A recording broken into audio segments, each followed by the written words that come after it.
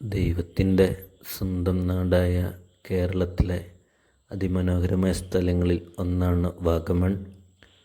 കോട്ടയം ഇടുക്കി ജില്ലയിലെ അതിർത്തിയിലാണ് വാഗമൺ എന്ന സ്ഥലം. നമ്മളൊരിപ്പം യാത്ര ചെയ്യാൻ തീരുമാനിക്കുകയാണെങ്കിൽ വാഗമണ്ണ് അതിന് നല്ലൊരു സ്ഥലമാണ്. ധാരാളമായ സ്ഥലങ്ങൾ ഉണ്ട്.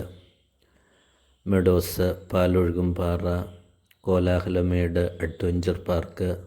ഇപ്പം ജീപ്പ് സവാരി നടത്തുകയാണെങ്കിലും 4-5 സ്ഥലങ്ങളുണ്ട്. ഞാനിപ്പോൾ നിൽക്കുന്നത് ഉളുപ്പൂണി എന്ന സ്ഥലത്താണ്.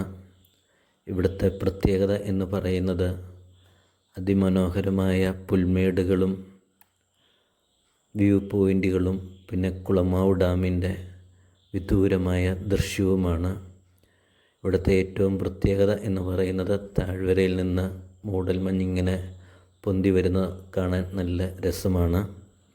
അതിരാവിലെയാണ് ഇവിടെ വരാൻ ഏറ്റവും പറ്റിയ സമയം.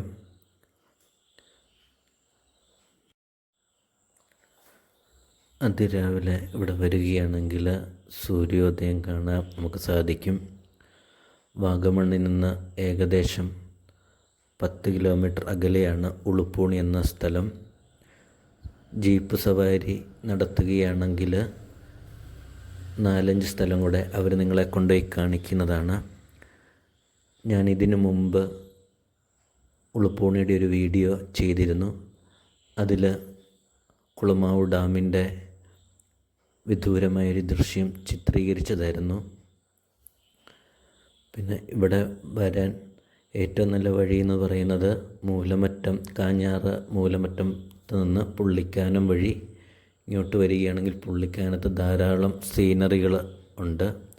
തേയിലത്തോട്ടവും തടാകവും മഴ ചെറിയൊരു ചാറ്റൽ മഴയും കൂടി ഉണ്ടെങ്കിൽ നല്ല രസമാണ് ഇതിലുള്ള വരവ്. പിന്നെ ഫഹദ് ഫാസിൽ അഭിനയിച്ച യൂബിൻ്റെ പുസ്തകം ഇവിടെയാണ് ചിത്രീകരിച്ചിരിക്കുന്നത്. പിന്നെ മൂലമറ്റത്തുനിന്ന് പുള്ളിക്കാനം വഴി വരുന്ന വഴിക്കാണ് ജോസഫ് എന്ന സിനിമയിലെ ചിത്രീകരണവും നടന്നിരിക്കുന്നത്. അതിലുള്ള യാത്രകളൊക്കെ നല്ല ഭംഗിയാണ്. പിന്നെ മഴക്കാലത്ത് ഇതിൽ വാഗമണ്ണ് വരാതിരിക്കുന്നതാണ് ഏറ്റവും നല്ലത്. ഉരുൾപൊട്ടൽ, മണ്ണിടിച്ചിൽ, അങ്ങനെ പ്രകൃതി ദുരന്തങ്ങൾ ഉണ്ട്. അതുകൊണ്ട് അടമഴയുള്ള സമയത്തും ഒന്നും ഇവിടെ വരരുത്. ഇവിടുത്തെ ഏറ്റവും പ്രത്യേകത എന്ന് പറയുന്നത് ഈ താഴ്വരയിൽ നിന്ന് ഇങ്ങനെ കോടകൾ പൊങ്ങുന്നതാണ്.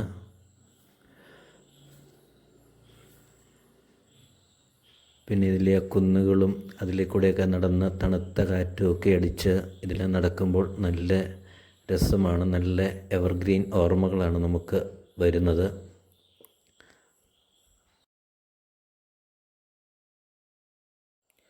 പിന്നെ ഇതിൽ വരുമ്പോൾ നല്ല മഴയുള്ള സമയമാണെങ്കിൽ തോട്ടപ്പുഴുവിൻ്റെയൊക്കെ ശല്യമുണ്ട്. തോട്ടപ്പുഴു കടിക്കാതെ സൂക്ഷിക്കുക. പിന്നെ താഴ്വരയിൽ കൂടെയൊക്കെ ഇറങ്ങി നടക്കുമ്പോൾ വീഴാതെ സൂക്ഷിക്കുക. പിന്നെ ഇവിടുത്തെ മറ്റൊരു പ്രത്യേകത എന്ന് പറയുന്നത് ഒരാൾ പൊക്കത്തിലുള്ള പുല്ലിലോട്ട് കാറ്റടിക്കുമ്പോൾ അതിങ്ങനെ ആടുന്നതൊക്കെ കാണാനും, അതുപോലെ കോടകൾ താഴ്വരയിൽ നിന്നിങ്ങനെ പൊന്തി വരുന്നത് കാണാനൊക്കെ നല്ല രസമാണ്. മനസ്സിന് നല്ല കുളിർമ തരുന്ന കാഴ്ചകളാണ്. പിന്നെ വിദേശത്തു നിന്നൊക്കെ നാട്ടിൽ അവധിക്ക് വരുന്നവർ ഒരിക്കലും മിസ് ചെയ്യാത്ത ഒരു സ്ഥലമാണ് വാഗമണ്ണ്. വാഗമണ്ണ് വന്നു കഴിഞ്ഞാൽ നിങ്ങൾക്കൊരിക്കലും ഒരു നഷ്ടമാകത്തില്ല. വരുമ്പോൾ നമ്മൾ അതിരാവിലെ ഇവിടെ എത്തിച്ചേരാൻ നോക്കുക. ഇനി അതിന് പറ്റുന്നില്ലെങ്കിൽ നമ്മൾ തലേദിവസം ഇവിടെ സ്റ്റേ ചെയ്ത് ഇവിടെ വന്ന് കാണുന്നതാണ് ഏറ്റവും നല്ലത്. അതിനുള്ള സ്ഥലങ്ങളുണ്ട്. പിന്നെ നാട്ടിലുള്ളവരാണേലും വാഗമണ്ണ് വരാത്തവരാണേലും വന്ന് കാണണം. അതിമനോഹരമായ സ്ഥലങ്ങളാണ് വാഗമണ്ണിലുള്ളത്.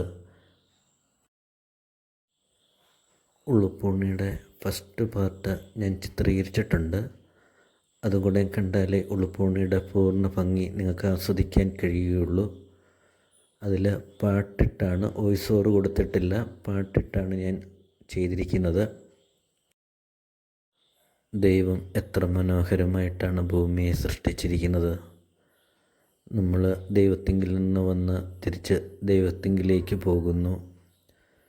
ദൈവം നമ്മളെ ഏൽപ്പിച്ചിരിക്കുന്ന ഉത്തരവാദിത്തങ്ങളും കടമകളും ഭംഗിയായിട്ട് നിർവഹിക്കുന്നതിനോടൊപ്പം ഇതുപോലെയുള്ള സ്ഥലങ്ങൾ വന്ന് കാണുക.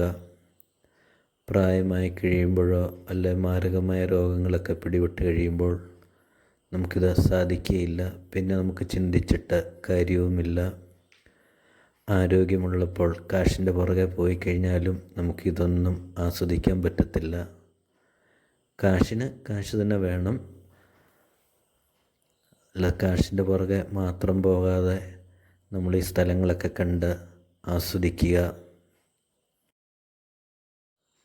ഇതിന് മുമ്പ് ഞാൻ കുറേ വീഡിയോകളൊക്കെ ചെയ്തിട്ടുണ്ട്, ഷോർട്സും ചെയ്തിട്ടുണ്ട്. നിങ്ങൾ വീഡിയോ കാണുകയും ലൈക്കും കമൻ്റൊക്കെ അടിക്കുക. വീഡിയോ ഇഷ്ടപ്പെട്ട് കഴിഞ്ഞാൽ സബ്സ്ക്രൈബ് ചെയ്യുക, പുതിയ വീഡിയോകളൊക്കെ ചെയ്യുന്നതിനായിട്ട്.